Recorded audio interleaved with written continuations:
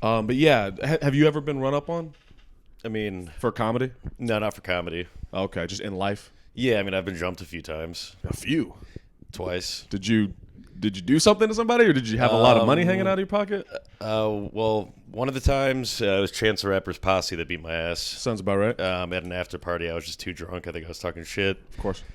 And they just beat the fuck out of me and then physically threw me out of the party, like you see in the movies. Like Jazzy Jeff. Like from they Fresh swing Prince? you out of the party. Yeah. And another time we had a Halloween party at for my fraternity, and these like 5 University of Northern Iowa football players came in, and then they broke one of my buddy's noses.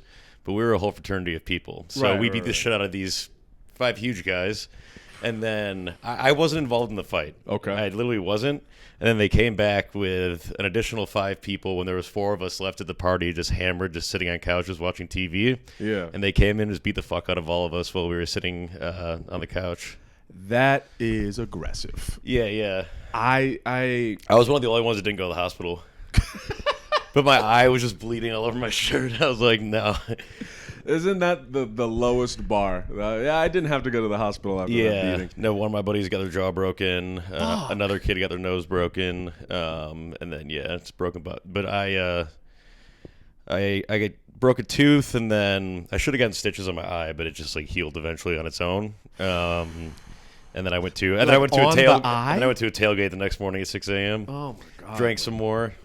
Yeah, man, alcohol makes it all better. Are you Irish? No, I'm not. I'm German, so I guess they're big beer drinkers too. Yeah, they go hard. That's crazy. As I get older, I'm more like I can't. Like I don't want to be involved. Like I love watching people fight. I don't need to be involved. I don't want to either. Well, I guess I'm kind of an antagonist sometimes, or just a few times. Yeah. I'll never throw the first punch. Yeah, but a lot of times I say things that will make somebody throw a punch at me. I know the game. Yeah, and normally it's like it's just something that I just do when I get drunk or I'm coked up or something.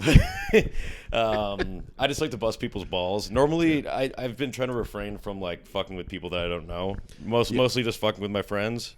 I've been getting better at that. That's good. Yeah. Healthy boundaries. Yeah, but I still have to fuck with my friends. Yeah, I think there's when you know somebody's limits, right? When you know, like, okay, when he starts to get red in the cheeks or whatever, it's like, oh, that's when Tommy gets upset. Yeah, and you never know with a stranger. It could be like a UFC fighter. Anybody can do Muay Thai. It's so fucking scary. I'm kind of upset at Joe Rogan for being like, everybody take jiu-jitsu, because now you don't. Have you ever done open mat? No.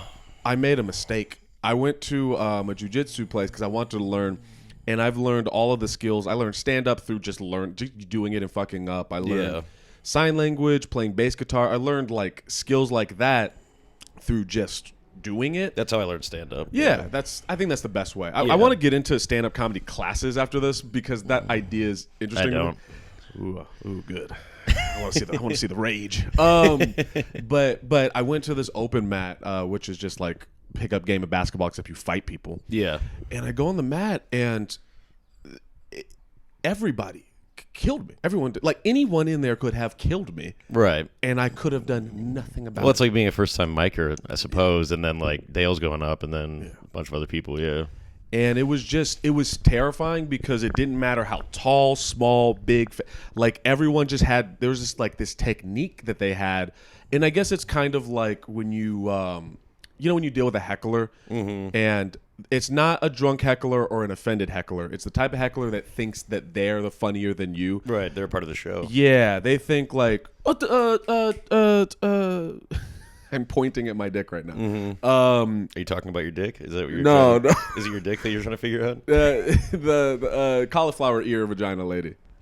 Yeah. Yeah. For some context, at Enjoy, I was hosting, and there was this lady who was heckling the whole night. Was it? It mostly just for your second set because you did like a kind of a closing off set. Right. But it was just from crowd work, pretty much. Yeah. But she just, even when your crowd work ended and you're just doing some material, she just kept yelling shit out. She kept helping, air quotes. Yeah. And I remember there was a point where she said to roast her something like, she was like, "Come at me, bro." and I didn't want. I was very hesitant. I was like, I really don't. I don't want to take it there because I will hurt your feelings. Yeah.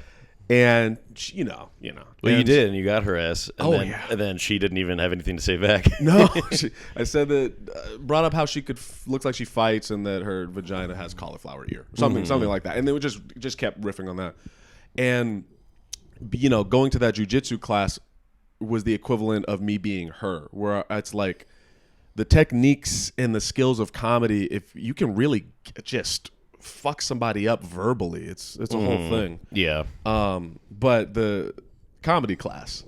Yeah. I'm guessing you've never taken a comedy class. My dad bought me one for my birthday, and I felt offended. That's wait, was this after you started comedy? Yeah. Yeah, it's pretty insulting. Yeah. Did he know it was an insult? No. Well, that's I just didn't take it. Like, sucks that you bought it. yeah. I've never taken a comedy class. Improv when I was growing up in theater or whatever. But improv does feel like something you need to have somebody explain to you. Like, you can't just go and do improv. Yeah, just go do it. But there's something about stand-up where you just kind of have to do it. Yeah. Are there any comics that you know of? Like, well, there's some people that I feel like there's some people that are like innately funny, and some that just like no matter how much they do it, they don't really do well. Yeah. Like I haven't been doing stand-up for that long, but I've always just been like the funny kid, like at a party or at the bar. How long have you been doing stand-up? Less than a year, 11 months. Wow. Okay. Yeah. So I don't know. I mean, some people are just funny. Mm-hmm. I'm not saying that I'm funny. I'm not funny, but some people just are kind of off the bat and are able to kind of hit the ground running faster, and then some people just really aren't. This cat is trying to rape me. Sorry, yeah, that's he's in your ear right now. That's lucky. Literally every episode, there's been the point where we have to stop and acknowledge the cat just molesting everybody. It's good. You have a cat on your podcast, and I have a gun in mine. Yeah, it's basically the same thing. Mine's just furrier. Yeah. How long have you been doing comedy? About 6 going on 7 years. Okay, cool. And I've been performing since I was 14, doing theater and improv. Nice. And so I'm at the point now in comedy where I understand the mechanisms of it and the technical aspect, and now I'm in this place where I'm like figuring out myself and my voice. I used to hear a lot, like people would be like, you start finding your voice around 7 years, and I get what they mean. Like I feels like after so many years of just being on stage and so many situations and the consistency of it, sure. Now it feels like, oh, okay, I can do this comedy shit. Now I need to learn who I am and why I'm saying the things I'm saying. So yeah, I don't know. Does that make sense? Yeah. It does. Is this a long-term what is the goal with comedy? I don't know. It's having fun. All right. That's very healthy and laissez-faire. That's I think it's good for me not to take it way too seriously, because then if I do, then I feel like I'll let myself down or something like that. I prefer to just drink and do well sometimes on stage, or bomb on stage sometimes. I don't know. I just like to do weird jokes. See how the crowd reacts. What is that? What is what is it about your style? Yeah. Is literally the opposite of mine. Yeah. And I find that, and you're clearly aware, I find that fascinating. What is going on? Like, why? Why the way you, why? I don't know. I just like to have fun with the crowd, I suppose. I don't like doing crowd work, but I like to confuse them. So my favorite type of joke is like doing like a really fucked up joke, and then there's no punchline at all to justify it. Like, for example, I have a new joke where it's like the other day I was really hungover, and I was crying because I was so hungover, and also my parents died, and I got diagnosed with cancer, and my dog died. But I went to the store and got some L'Oreal No Tears shampoo, and I haven't cried since. Like that one, or I have another one where it's like a 9/11 joke where I go into depth about how I was in 9/11 and everything, and then I jumped out of the tower. Me and my friend Dow Jones, we jumped out of the tower, And then he died, but I landed it, and that's when I truly landed on my feet and started doing comedy. Yeah. So I would describe that as like anti-humor. It's almost the antithesis of what comedy is perceived as it should be. Right. I have like no real like political stances, or I'm not really trying to make a point on stage ever. Really, I like to phase all that bullshit out and just I don't know.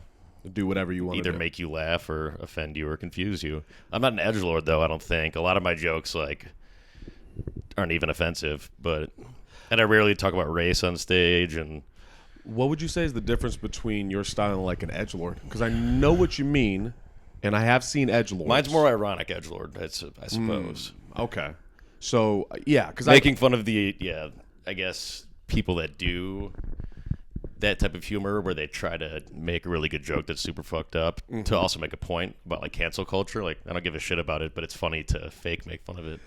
Do you? You're like the fucking Joker. Do you have a? Do I seem like a man with a plan? Like no, I have no plan. So like you, God damn it! I've written so many things down. Okay, so Andy Kaufman. Yeah. Are you inspired by him? Do you like? I haven't seen much Andy Kaufman. I know like what Jim he is in. Carrey's- Yeah. Not really. I don't know. Okay. I don't really know who my main inspirations are.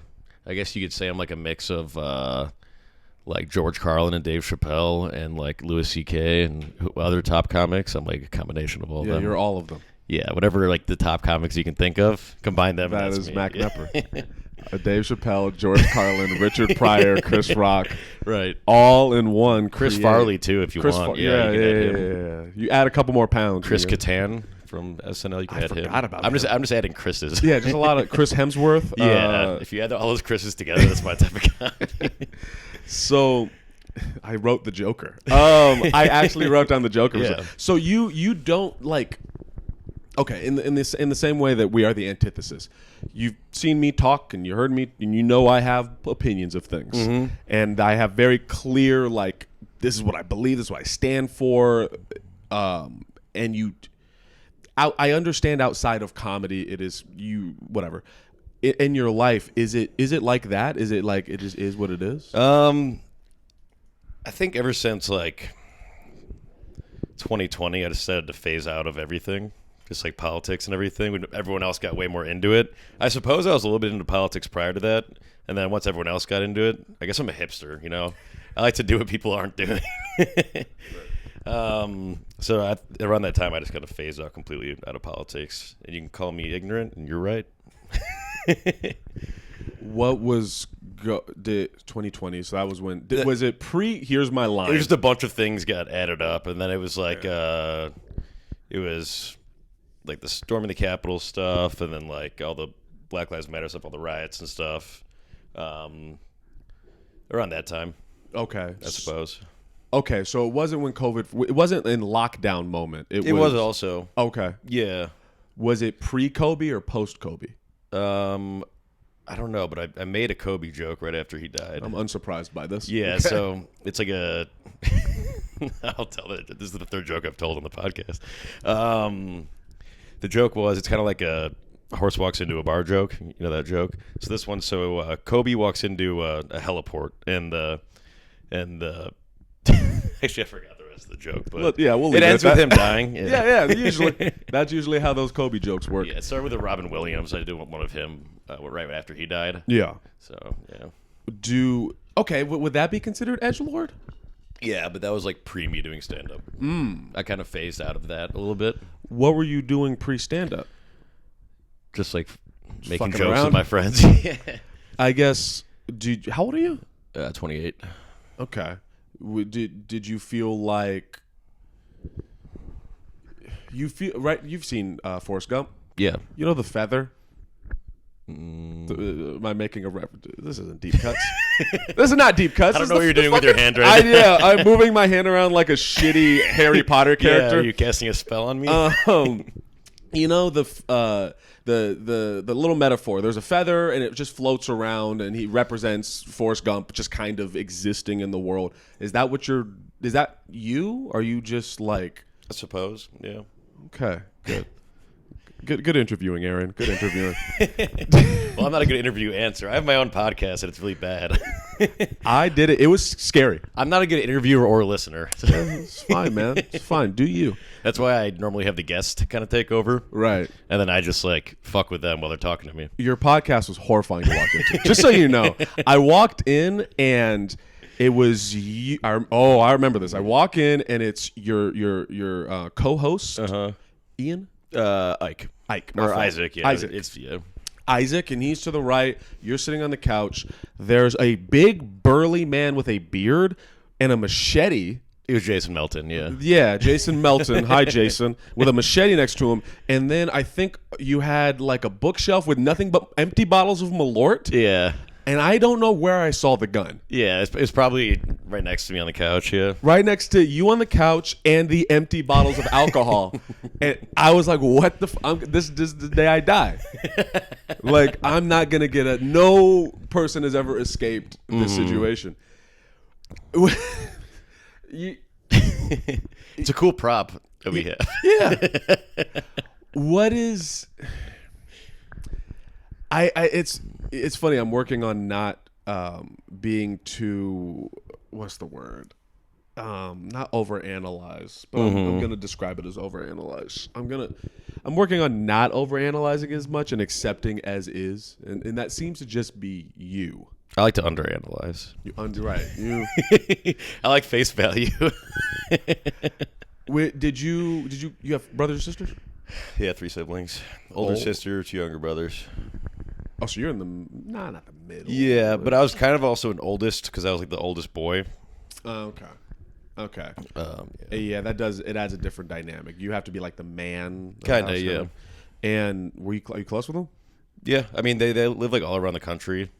Well, actually, my sisters moved back, but my brother's in Denver, one of them, and then my sister was in Austin, and then the other brother in New York City. So they're like all across. Okay. So we like talk, not like every day. Right. So you're not like close, just you know. No, but like we're super cool. Yeah. Do you and you all grew up here in Chicago? Yeah, Evanston. So first suburb north. Yeah. And you're the only one that stayed. Yeah. Do you plan on moving at some point? Not really. Okay. All right. So I'm like I feel like I'm ambitious like in the moment, but I don't like think big picture of things. Like when I started doing comedy, like me and Ike started right around the same time. Ike's kind of fizzled out, and I'm still kind of going 100%. I guess I'm not hitting as many open mics as I was when North Bar was around, but I'm still like, North Bar. Rest in peace, dude. That was the first. I mean, I don't remember it because I didn't. It was so much coming in, but that was the first mic I ever went to. Yeah, and I believe you saw me there. And probably. I didn't register that you were you, but sure. Man, what would happen? What happened? Yeah. The building got bought. All right. I know, end of an era. But it's probably good that I'm spreading my wings from that because I just got bogged down in only going to North Bar. Yeah. And I have like 4 bookings this month, so nice, that's pretty man. cool. Yeah. Congratulations. Yeah, you can running shows is cool, but it can really become almost a detriment when you kind of latch yourself to the space. Yeah. And it's easier because it's comfortable. Yeah. You know. But you got booked more places. Okay, so you are doing this. There is a goal in mind, right? Not really. I mean, I like to get booked and I like to do shows, but Would it be ideal to live off of comedy? Do you picture yourself living off of comedy? We'll see. Okay. Okay. All right. We're digging it. I have no dreams. What makes you tick, man? Because I would lose my shit. I would lose my mind if I just didn't have any direction. Well, I did. I was losing my mind. Well, I have to. Well, I'm currently still on my sabbatical, my 3-month sabbatical. What is a sabbatical? It's like vacation. Like fancy way to say you got fired. No, so it's a fancy way to say that I quit and they want me back. Okay. And I decided I'm probably going to go back. This is used car salesman. No, rental car branch manager. Nice. Yeah, it's good money. But yeah, I'm gonna go back. Problem is, it's so many hours, and so I think I was just getting worn out from because I didn't used to really have any hobbies, and I basically just work, watch TV, and then on the weekends I would go out and get fucked up and stuff. But once I was working 60 hours a week and then doing comedy 3 to 4 times a week also, and I feel like I just got kind of burnt out. But I think I'm going to go back because I want that company car and the amount that I made. So, do you have a girlfriend? Boyfriend? No. I fuck pans. Yeah, that's the joke. No, I like women, but I don't currently have a girlfriend. I've never had a long-term girlfriend. I've had like a few months at a time, but never like a year or more. Is it like I predict at some point you guys are laying in bed together and she looks over and she says, "Mac, do you feel?" And then you laugh just like that. And then she gets out of bed and walks home naked. That was a real question. Does that really happen? No. Oh my God, dude. No, that'd be funny. Like you oh man. It feels like there's something behind there. There's something behind those eyes. Just nothing? I don't know. Do you get angry? Sometimes. What does anything make? Okay, what makes you most angry? I don't know. This is gonna become a nice little annoying people. Yeah. Annoying people. Yeah. Like okay. Like annoying. Okay. Bob Keane. God damn it! I knew. I fucking. I knew it. Did you want to discuss that? No, we don't need to. Okay, we will not. We will not go there. What? It feels like there's. I can't put my finger on it. God damn it! And the cat's looking so cute behind you. Do you? Okay, so pre. What was your experience during the the quarantine part? I had to work the whole time. The fuck was renting cars at the time? Not many people, but they kept all the branch managers on, so I was working out of another branch. Nice. What'd you even fucking do though? People were still renting cars. Like some people had to, like for work or if their car was getting repaired, they need a replacement car. That was most of our business is replacement cars for cars in the shop. Okay, so you kind of need accidents to happen and potholes. Yeah, we actually get the most business, the most replacement business when it snows because a lot more accidents happen when it snows. So we love when it snows. Nice. We're like merchants of death. Perfect. Yeah. I've seen that movie. I'm not going to say what company I work for. That's a smart move. But that's also all rental car companies, I suppose. And I mean, that's with street repair companies, they make more money if there's big potholes. So, like, yeah, that makes sense. And you make good money, and you live a comfortable life. Yeah. Okay, and they want you back. Mm-hmm. Right. I was good at the job. Like I'm good at customer service. I'm good at putting that mask on. You know, just like a true sociopath. Pretending I'm a person. God damn it. And so you don't do any other. So you were saying you didn't have any other hobbies? Not really. I mean, I played sports when I was younger and stuff, but like a baseball guy. No, football and lacrosse. Nice. Yeah. Lacrosse. How the fuck does lacrosse work? It's kind of like hockey or soccer. It's similar. Okay. Goal on each end, and then I don't know. You just try to. I played defense, so I would just basically try to fuck up the other guy, the offenseman or the attackman they call him. But you seem more like you. Yeah, you see, or like hockey. I could see you playing like street hockey or something as a kid. Yeah, I didn't really play hockey, but lacrosse was my substitute for that. It's just basically land hockey, essentially. Land hockey. I like it. So then someone like you, so for me, when I see you, I'm immediately like, oh, this guy's interesting. There's something going on here. Oh, someone else called me an enigma also. Ethan Masters called me an enigma. Yeah. Good. This is a perfect adjective. Do you, when you see someone like me, are you like, that's exhausting to exist as a guy who's like thinking and emotional and. I suppose. Yeah. Yeah. I feel like maybe I used to be more like that, and then I just phase it out. It's too stressful. You broke. What did you used to care about? I feel like you care about guns. Not really. You don't. Oh, come on. How many guns do you have? I just have one, and I rarely shoot it. Oh, okay. Well, your jokes make it sound like you have an arsenal in your bedroom. Yeah, no, I just think it's funny. It's funny because there's no other gun comedians in Chicago. Yeah. I guess on the north side. Yeah. So okay. So guns are not the actual passion. You just have a gun for safety and fun during podcasts when you want to scare people. And then what else? I don't know. Like what I'm passionate about, you're asking? What did you used to be passionate about? Before Mac lost the glint in his eye. Before my soul left my body. Yeah, before he just started walking around like a soulless puppet, just existing, Just a hammered puppet. just telling pun jokes. What were you before?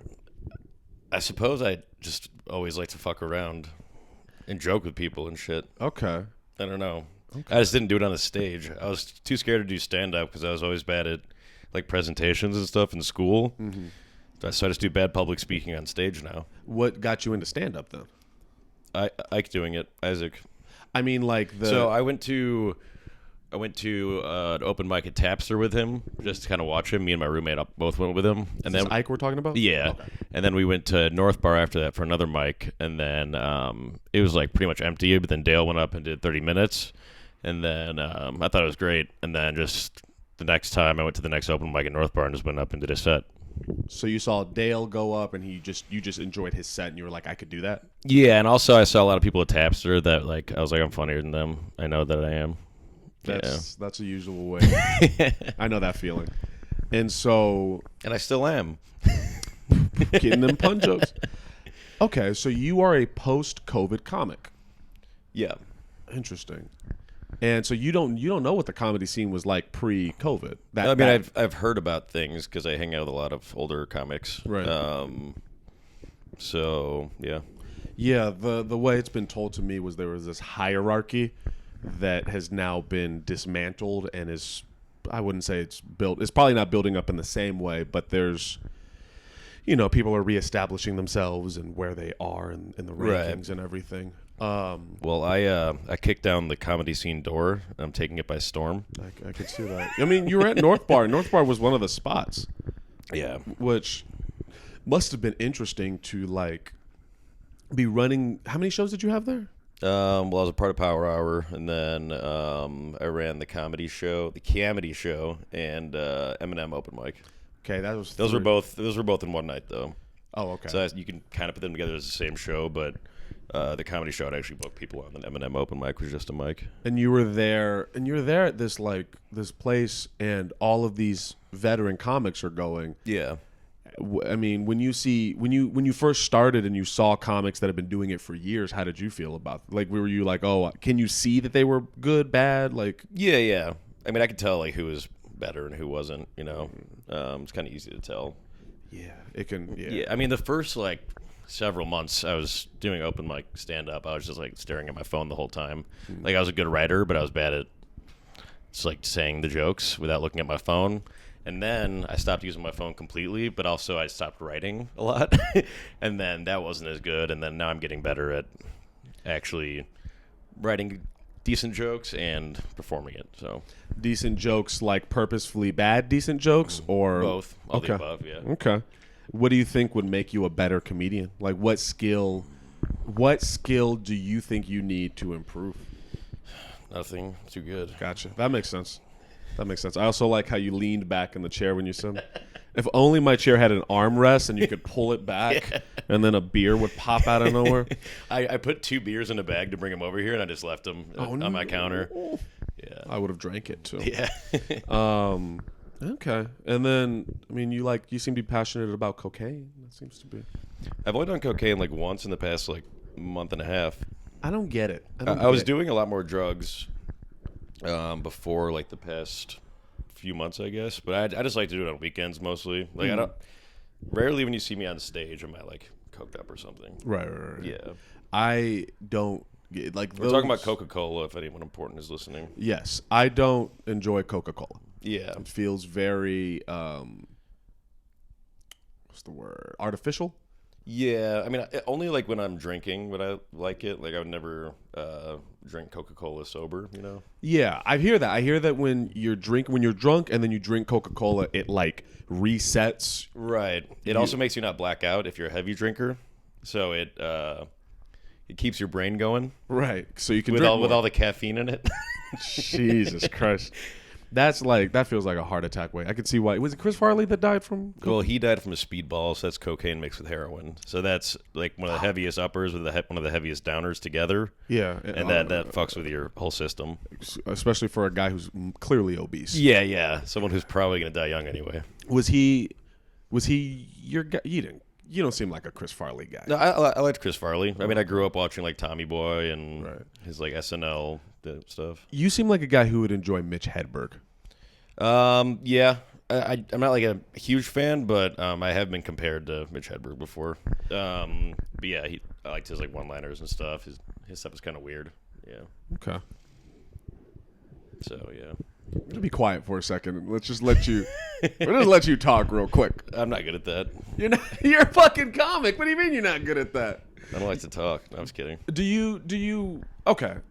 Like at the Enjoy show when I did my whole look at me bullshit at the end. That was the best show that I've been to at Enjoy. Thanks. Mostly because I headlined it, but yeah, as long as you're getting on stage. No, but that was actually a good crowd. Yeah. Aside from Cauliflower Girl, like it was pretty packed and people were attentive. People weren't talking over the comics.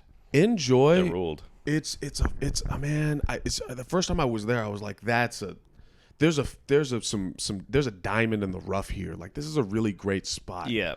And yeah, it's in a perfect location too. Yeah, like Wicker Park is like right in the middle of kind of all the neighborhoods. You can be a little bit south side because it's west. You can get there, or Lakeview. You just go a little bit. Mm-hmm. Yeah, and the barking helps. We have regulars now. Were you there for the incest couple? No. Oh, you hear about them? No. So I just call them the couple now. They showed up early. I told them, hey, it was going to be a comedy show. And then during it, in my opening set, when I was just kind of figuring out the crowd, they were like, just so you, we're married. And I was like, cool. And also, do you want to know something interesting? I said, sure. Like, we're second cousins, but it's legal. And did they want to get wrecked on stage? Apparently. Yeah. No comic could not talk about it. Or were they telling you not to talk about it? By giving you that info? I know, right? That's gold for a comic. It's like going up to a cop and being like, hey, I have drugs on me. Please don't pat me down. Yeah. No, they loved it. They had a blast with it. People weren't too mean. Mm-hmm. And I think they just knew it would make the show spicier, I guess. Yeah. And they're regulars now. They come back and they seem to enjoy the show. There's another couple that comes back, and I think that's. I mean, what part of it's really cool, but part of it's kind of frustrating because I can't repeat shit now. Yeah. I mean, I'm sure they'll be understanding if I do, but like I think that they're used to like the crowd work and the riffing, and it keeps it loose. Well, yeah, that was my thing with North Bars. I was trying not to repeat stuff too, but then I also wasn't able to polish my jokes. What I would do is I'd do for a long time. I just did a new set every week, and I would like basically do it for the first time at PB&J open mic on the Wednesday, and then I would like do it at Beer Belly. Mm-hmm. There's a lot more people, but that was like towards the beginning before I had any shows or anything. Have you gone out of state yet? No. Oh. Where do you think you want to go when you first go? Or do you plan on doing that, or is it going to be? Probably at some point, yeah. I need to get my company car back first. You don't have a car right now? No. That's ironic. Yeah, I had to return it during my 3-month sabbatical. So right, but they're gonna have you back. You'll get a car. Yeah, I'm sure. Yeah. So far, I've been doing Indiana a lot. Yeah. And how's that? Easy. North Indiana or like Heartland, Indiana? I don't know because I'm always a passenger. And when you're not driving, you can kind of go on autopilot and not think about. Well, you did with Max, you did that like college, DePaul. Right? DePaul, yeah. I think it was DePaul with a W. Is that? Because DePaul's one in Chicago. Oh, okay. DePaul, yeah. DePaul Wall? Yeah, a lot of people confused with DePaul, I think. Is that north side? Where was I? Yeah, I think it's kind of central, maybe a little bit northwest. Central northwest. Okay. And then I did Laugh Markets, and that's I think would be west, I believe, because it was like an hour to get there, so I assume it's pretty west. Yeah. And I don't know the comedy club I'm doing this weekend, but I guess I'll let you. Who are you performing with? Rachel's headline. She's co-headlining. Rachel Hall? Yeah. Yeah, nice. She's co-headlining with someone else, and I will be opening Nice. and getting paid 10 monies each. Hell each yeah. show. Yeah, 10 whole Yeah. money. You know what's funny is when I talk to coworkers who ask me about comedy and shit, they're like, wait, you're really getting paid $10? Like, but how do you live off of it? And it's like, Zach, that's why I'm here, motherfucker. It's funny to enjoy because we actually got paid on that one show because people threw money in the thing, and we each made like $23, and I told crew, I was like, made $23, bro. He was like, I would kill myself if I got paid $23. I was like, well, that's the comedy grind, baby. That's how I know someone. That's what I love about comedians is like that's how you know you're passionate when you're not getting paid dick for something that is so hard. Right. It's crazy to me that like Cauliflower Girl. Mm-hmm. She's so ballsy when she's sitting there. This bitch, you can attest you were there. I said, come on. Okay, she kept talking to the point where I was like, okay, you're not gonna stop. Okay, you're like, you should do a set? Yeah, do a set. Fuck it. The show's over. We're not doing anything. Do 5 minutes. I will get off stage. I will stand in the back. I will shut the fuck up and let you do 5 minutes. And she wouldn't do it. Mm-hmm. Even when the audience was like, no, yeah, do it, Cauliflower. We want to see this. Cauliflower pussy. Like, I find that fascinating. I don't know why somebody would yell out. I know why they would do it initially. Why they would yell out and disrupt because they feel like they're a part of the show. Mm-hmm. But if I was in her position and I'd never done comedy and I was yelling out being an ass and someone said, "Here, take the mic," I would have for sure been like, "Okay." Yeah. I don't understand that logic. You know? I think some people, if they've never done comedy and they just want attention, like they don't know how rude that is, maybe to some extent. Obviously it is, but if they're hammered, they're like, fuck it. She didn't seem hammered. I think she was. Really? Yeah, she seemed pretty drunk to me. I guess I just wasn't paying attention. Maybe it's not an excuse. Well, actually, I think being drunk is an excuse. It is or isn't? I'm gonna say it is because I drink a lot and I make a lot of mistakes. Yeah, that's fair. In my case, it is. Yeah. You weed, right? Or you flower, right? You like? No, I don't. I actually don't. Yeah. Have you never taken? I smoked a lot of weed in high school, and then like some in college. Like I'll smoke like here and there if I'm really drunk or something. Someone's passing something around, but that's not your go-to move. No. See, I'm that guy. I'm the weed guy. Yeah, as I'm sure you seem like a weed guy. Yeah. I want to think deeply about things. Let's get high. It's a sativa, baby. Let me talk about the stars in the universe. I didn't know I had a California vibe. Yeah. Yeah. You do. Can you explain it? Like, what is it that is? Is it my shirt? I don't know. You just kind of have just a yeah, man vibe. Like, I don't know. Is this, like, too chill? Yeah, I could just picture you in California, like on like Venice Beach or something. Is that something in California where you skateboard and stuff? Yeah, that's Venice Beach is a California thing. Okay, all the California things that are really California things. Venice Beach is a California thing. But the beach in general is a California thing. Skateboarding is a California thing. Yeah. That surfing is a California thing. ATVs. Where I was from, like the desert area, people would ride ATVs and dirt bikes. That was a big. Well, I don't picture you part of that, even though that's where you're from. Yeah. I picture you more part of like the Venice Beach vibe. Yeah. I don't know why I come off that. I know I come off the Venice Beach vibe, but I don't know why. Like I don't know. I don't know where that came from in me because I didn't grow up around there, so.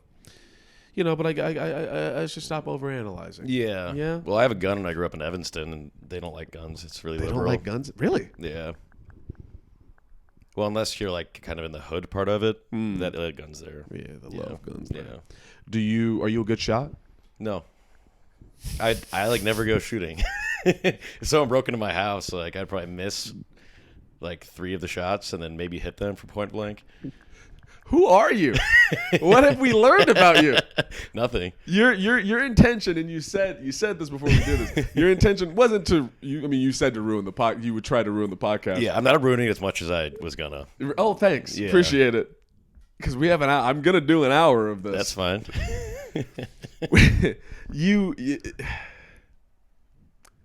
I don't know what if. Okay. Okay, we'll figure this out. You don't even have the mic by your mouth anymore. You've given up on talking. No. Like, to me, okay, I think you're pretty aware that I want to do this as my career. Like, I wouldn't fucking leave, And to me, a big part of that is just being really good. Like, Yeah. I mean, for me, if it became a career, that'd be cool. yeah. Like, I'd rather do that than rent cars. Where do you see yourself in like 5 years? Probably renting cars. Okay. 10 years. Probably renting cars. Does that not depress you? No. I mean, I just kind of play things as they lie.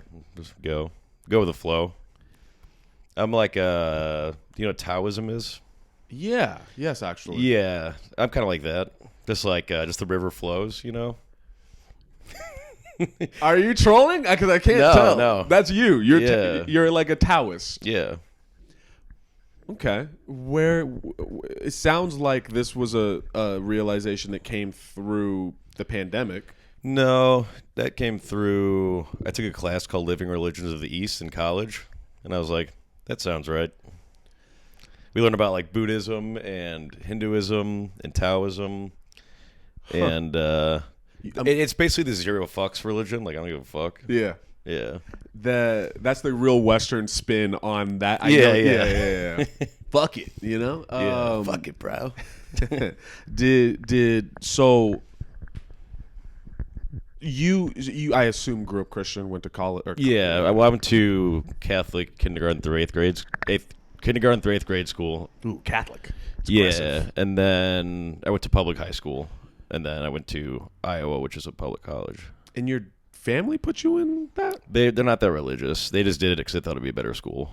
Okay, that's fair. Yeah, because Yeah. your dad didn't seem like that type of. I talked about your No. dick in front of your dad. He was totally fine with that. Yeah, I was like, oh, my dad definitely thinks I'm gay over there. Yeah, that was my intention. Yeah.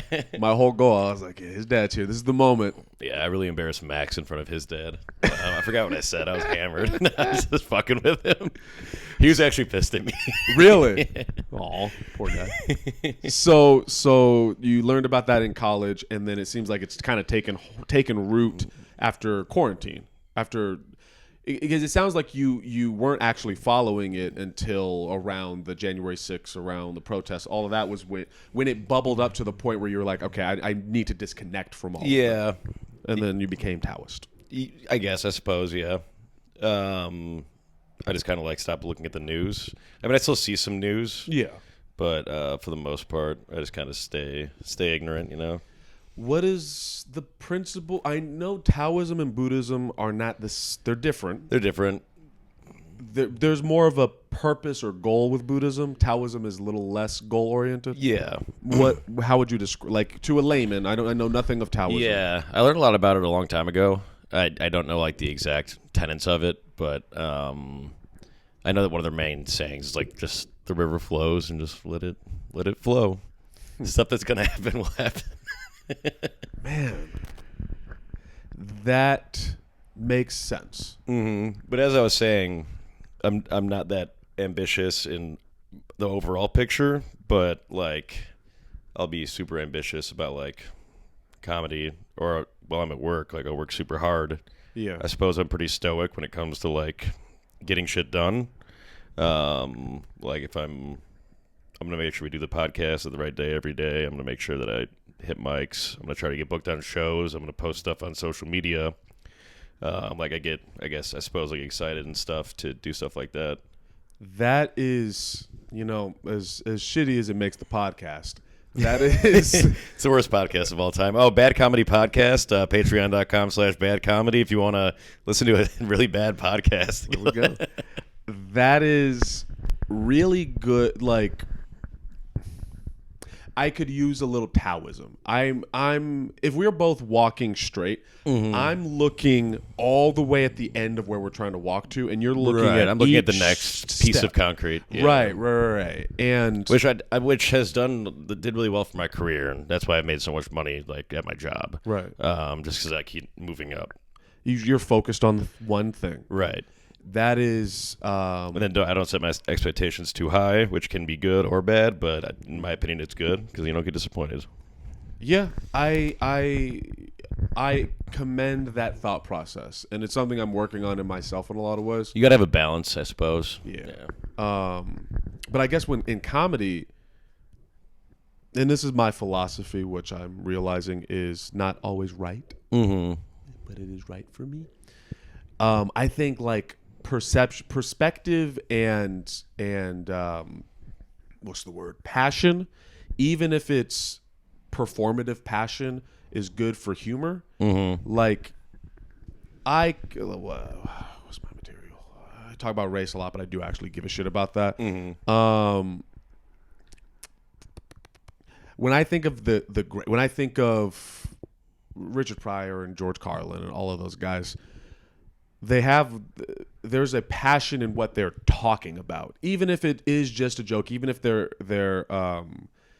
exaggerating. It's an exaggerated passion, and I think that's what is engaging. Like there's something about, for an audience, pick a side and just kind of go at it. That's how I look at it. Whereas there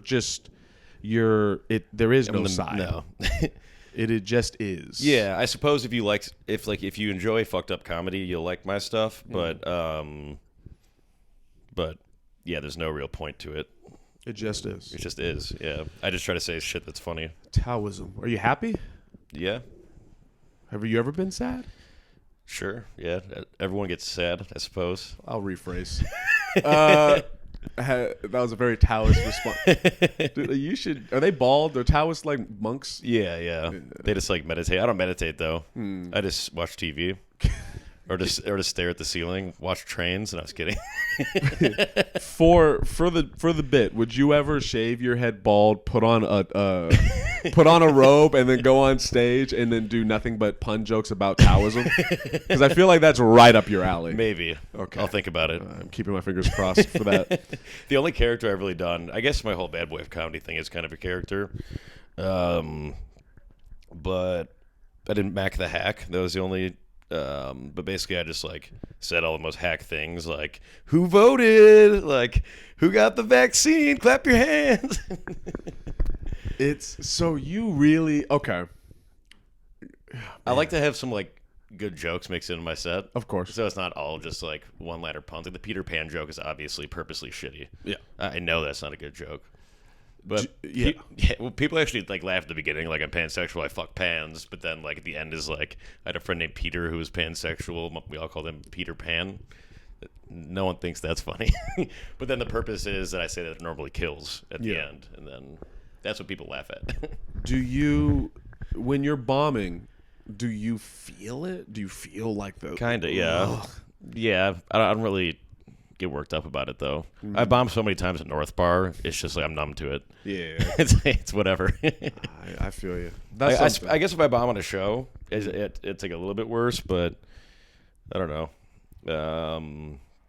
Yeah, I don't let it get to me too much. Taoism. Yeah. The bombing thing is funny to me. That's I'm sure people talk to you about comedy. And I'm sure you've gotten, well, what do you do? I've heard this question many times. Well, what do you do if you're not doing well?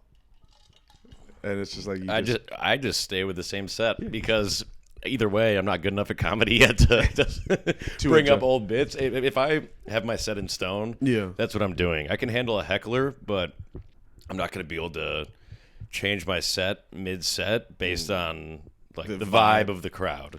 I'm like, oh, they'll like this kind of vibe more. I'm like, nope, I'm this is what you are doing. Yeah, like if I have like a fucked up joke at the beginning and they don't like it, I'm like, sorry, you're still gonna get the fucked up joke at the end. So you still have to work out the comedy muscles and the technique of being able to. I mean, I should have some backup jokes in my back pocket.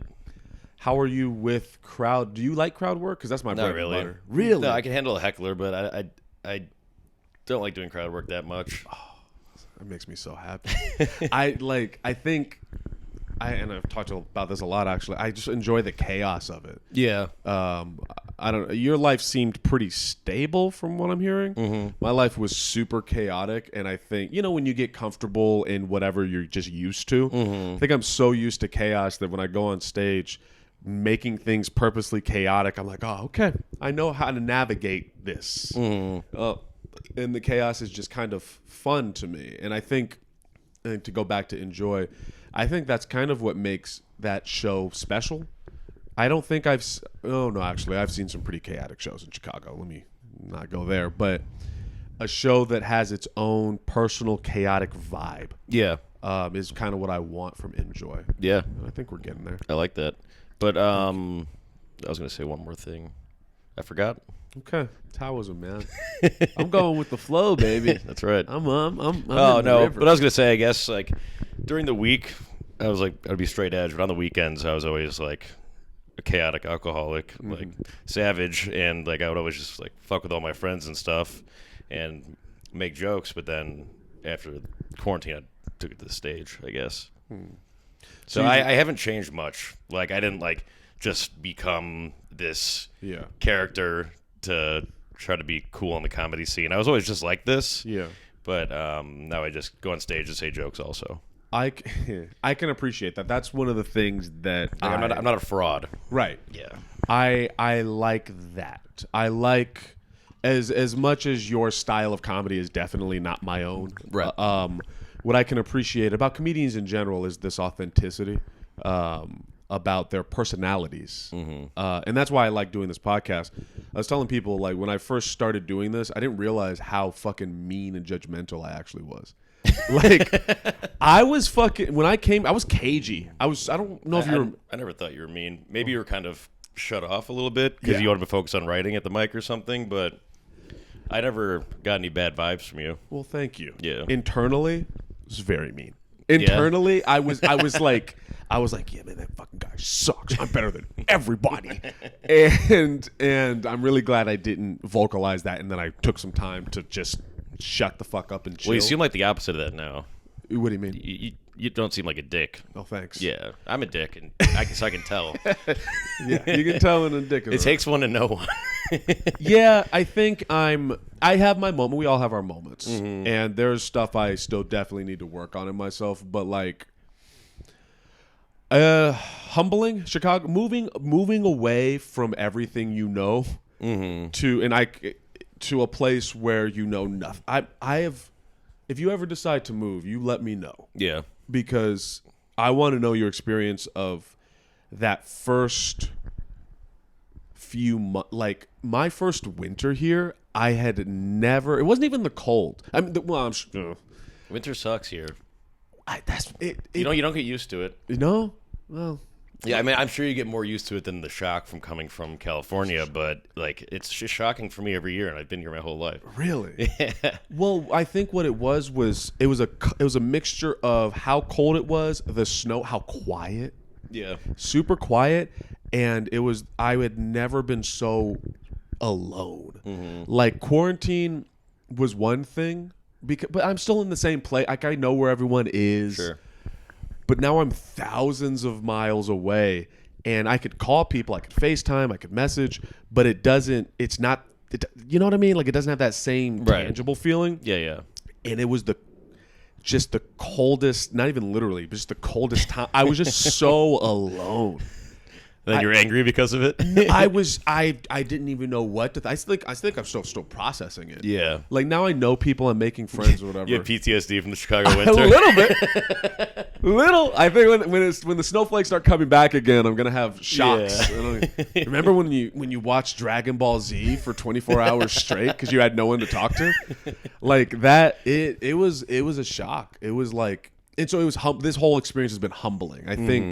I think I thought I was humble before, and I think I'm humble now, and I'm sure I'll be humbled more. But I thought I didn't have a pretty big ego when I came in here, and in retrospect, and in talking to people with this podcast, I was like, oh fuck, I'm learning about you. Like, all of my assumptions were not wrong, but they missed context. And as I've gotten to know people and people's perspective and just their vibe. When a lot of people meet me, like, they think I'm an actual asshole. I'm not. Yeah. I'm not an actual asshole. Like, I honestly have good intentions. But I like to fuck with my friends. I like to be a dick, and a lot of people that don't know me don't understand the context of that. Yeah, I could see it coming off the wrong way. Yeah, 100%. I could, and I think in a weird way, you almost revel in it coming off the wrong way. Sometimes, Yeah, potentially, yeah. but no, you don't. You don't seem malicious. No. That's what it was. Because I going into your podcast, I cannot put into word how fucking scary that was. Well, I remember like 25 minutes in, you're like, I found that kind of calm. Yeah. Once we started talking, I was like, oh, I really am safe. Yeah. Like, this isn't going to turn sideways. And you're dark chocolate. You don't just eat dark chocolate for the first time and think, oh, this is good. You have to take some time to be like, oh, okay. Sure. I see the richness. I'm like Malort, kind of. Oh God, no. But Malort actually puts it in. Good Lord. Some people never like Malort, I- but some people end up loving Malort. Malort is the most Chicago fucking alcohol. It's just, it's grit. I just thought of that, though. I think that might be the best way to describe me. Some Malort? people have called me an acquired taste, but I think Malort is the perfect one. Like, some people never like Malort, never will. Some people, it's their favorite alcohol, and because they've drank a lot over time, and some people just drink it because everyone else is. You are Malort. I'm Malort. Mack Malort. Mack Malort Nepper. Should I change my Yeah, please. my Instagram name to Mack Malort? Dude, all of the Southside comics have nicknames. You might want to Mack the Malort. Mack the Malort Nepper. Okay, I feel like that's a good way to end it because Yeah. I feel like if we go too far, it's gonna get weird. Yeah. Well, I mean, you can try to break down my walls, but you're not getting anywhere with that. I'm not. They're impenetrable. I don't know. I feel like I think we had a good talk, though. I feel like I think you got more from me than you should have. thanks, man. Thank you. My whole goal was just to be like, okay, I want to learn something. I don't want you to be shrouded in mystery too much. Yeah. And I think we've learned something. Go with the flow. Mack Malort Nepper. Yep, that's right. Good night. Thanks for having me on. Good night. Good night.